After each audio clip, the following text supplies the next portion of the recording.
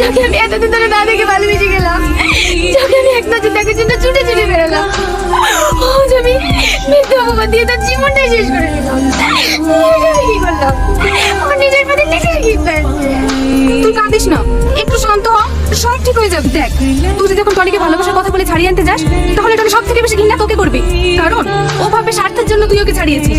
তুই ওকে ছাড়াবি কিন্তু প্রেমিকা হিসাবে নয়, ভালো বন্ধু হিসাবে। তুই যে ওর প্রতি অন্যায় করেছিস, এটা পুলিশের সামনে খুলে বললেই ওকে ছেড়ে দেবে, কিন্তু সঙ্গে করে কলেজের প্রিন্সিপালকে নিয়ে যাবি। ঠিক আছে, তাই নিয়ে যাবে। তুমি একটা স্টুডেন্ট হয়ে তোমার এরকম মাথা কুকুরতে আসে কি করে? ভাড়া তো লজ্জা লাগেনি?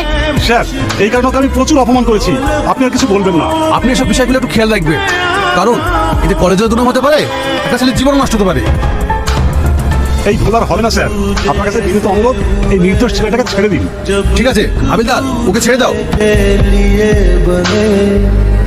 টনি, আমার ভুল হয়ে গেছে, তুমি আমাকে ক্ষমা করে দাও।